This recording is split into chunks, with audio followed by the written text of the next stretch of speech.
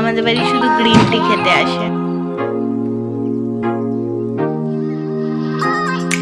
Hello everyone, welcome to moms magic. একজন আমাকে বলেছে এই ফুলগুলো নাকি শিব পুজো ছাড়া অন্য কোনো পুজো লাগে না। এটা কি সত্যি?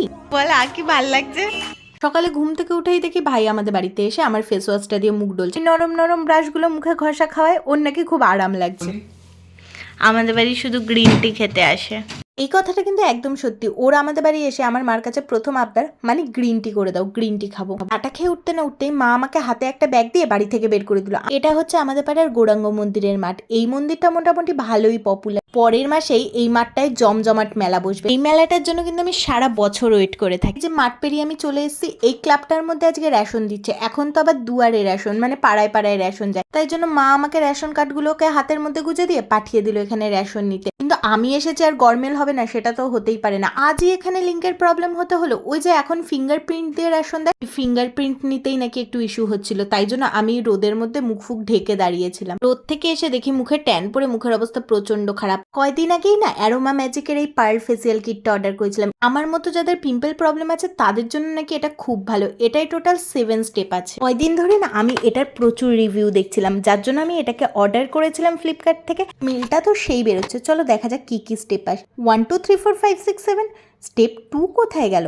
ও আচ্ছা, পরে পড়ে বুঝলাম সিরামটা হচ্ছে স্টেপ 2। স্টেপ 1-এ ছিল ক্লিনজার, দেন সিরাম, তারপর একটা এক্সফোল জেল, দেন গ্লো জেল, তারপর ছিল একটা অক্সিজেনেটিং জেল, তারপর একটা প্যাক।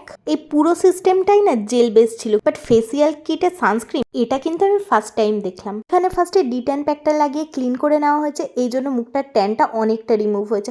আর এই যে বিথি, ওই কিন্তু আমার ফেসিয়ালটা আজকে করেছে। ও কিন্তু ফেসিয়ালটা খুব ভালো করে, পেশেন্স নিয়ে অনেকটা টাইম ধরে করে। শুধু আমি না, আমার ফ্যামিলির সবাই মোটামুটি ওকে দিয়ে ফেসিয়াল করে। এখানে মোটামুটি সবকটা স্টেপ হয়ে গেছে, এখন প্যাকটা শুকানোর জন্য ওয়েট করছিলাম। আর এখানে ও দেখো বসে বসে ক্যান্ডি ক্রাশ খেলছিল। আমি ভিডিও করলাম বলে বেচারি লজ্জা পেয়ে গেছিল। এই দেখো আমার ফেসিয়াল কমপ্লিট। মোটামুটি কিন্তু ভালোই গ্লো এসে, গ্লোটা কিন্তু ভালোভাবেই ভিজিবল হচ্ছে। আমার যখন ফেসিয়াল হচ্ছিল মাঝখানে ছেলেটা এসে সিলিন্ডার ডেলিভারি দিয়ে গেছিল। যেই সিলিন্ডারটা ডেলিভারি দিয়ে গেছিল না, ওটাই মেবি কোনো প্রবলেম ছিল। রেখে যাওয়ার সঙ্গে সঙ্গে সারা বাড়িতে গ্যাসের গন্ধ হয়ে গেছিল। তাই জন্য সঙ্গে সঙ্গে ওকে আবার ফোন করে ডেকে সিলিন্ডারটাকে চেঞ্জ করানো হয়েছে। না হলে ওটা কিন্তু অনেকটা রিস্কি হয়ে যায়। ফেসিয়াল করে উঠতে উঠতে মোটামুটি বিকাল হয়ে গেছিল, যার জন্য ভাবলাম সন্ধ্যাবেলা আজকে টিফিনটা একটু ভারী করা যাক। ভেজানো ছিল ছোলা, তাই জন্য আজকে ভাবলাম চায়ের সাথে একটু মুড়ি মাখা খাওয়া যাক। অনেকদিন মুড়ি মাখা খাওয়া হয় না বাড়িতে।